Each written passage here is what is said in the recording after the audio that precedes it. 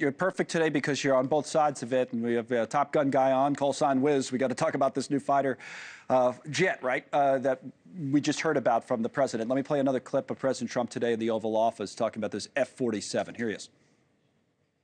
The F-47 will be the most advanced, most capable, most lethal aircraft ever built.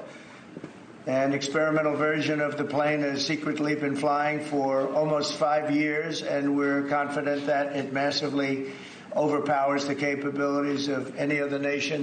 I heard some military folks earlier saying this is a pretty big deal. Is it?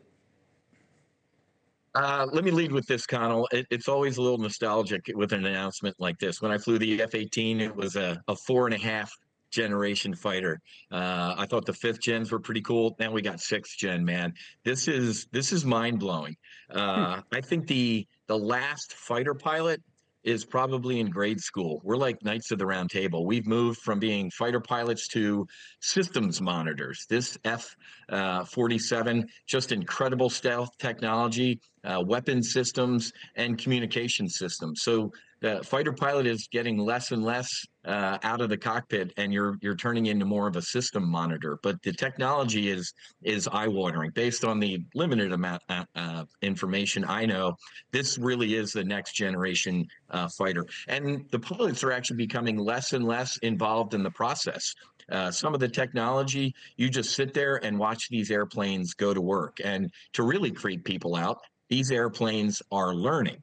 They learn when a pilot looks at this or touches this switch, and they use that for future use. So the F-47 announcement today with the president and Boeing, probably going to be the end of manned aviation as we know it in the near future. What does that mean, you know, in terms of the future of warfare? On the one hand, obviously, it keeps our people out of harm's way, maybe in some cases, if, you know, you're controlling everything from somewhere else. And, you know, on the other hand, could we have even more destruction because we don't have humans involved? I don't know. What do you see the future of warfare kind of turning into within this new world? Connell, it's interesting you brought that up.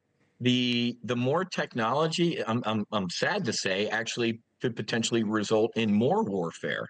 Because to your point, well, hey, Whiz didn't get shot down and eject, and he's not on NewsNation getting beat up as a POW. That's a good thing. But that actually makes war more likely if it's just like, we just lost another unmanned vehicle, and you know, let's build another one. Sometimes so I feel like it's like that actually, now for the public. You know, people who are non-military, they hear, like if we heard, so tomorrow we were sending troops somewhere, boy, there would be a huge reaction. But if we hear the president has an airstrike on such and such a country, sure, people pay attention, but not in the same way, because they don't feel like there's, even though humans are at risk, I don't think they feel it the same way.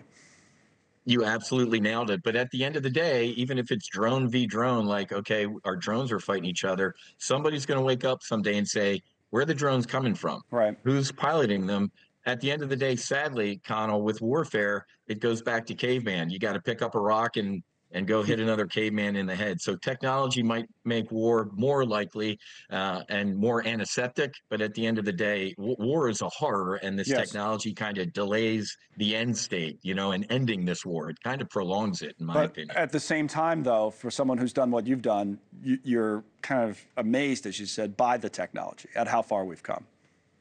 The enemy should know they're dead, Connell. I mean, based on our satellites and our intel and our technology, we know when the enemy pilot's leaving their home and what they had for breakfast. And based on the technology in this F-47, they're not even going to know what hit them. The days of dogfights and fur balls like the movie Top Gun are over with, because we're hitting people as soon as they get airborne. They're not even going to know they're dead. You know, the president literally said that. Sometimes he, you know, obviously he exaggerates, but he said that phrase today. Yeah, they're not going to know what hit them, and you're saying that's true. That's exactly what this thing can do. It's the absolute truth. This F-47 6th generation technology, we are at the tip of the spear. Wow. But guess what? We're going to be at that tip for so long before somebody copies, pastes, steals it, and then we're going to kind of leapfrog, and that's just the nature of warfare and our enemies. Yeah, that's the way things are going. All right, Whiz, thanks for coming on again. It's fun talking to you about all this. Whiz Buckley. Thanks so much for watching. Just go to joinnn.com to find NewsNation on your television provider. And don't forget to click the red subscribe button below to get more of NewsNation's fact-driven, unbiased coverage.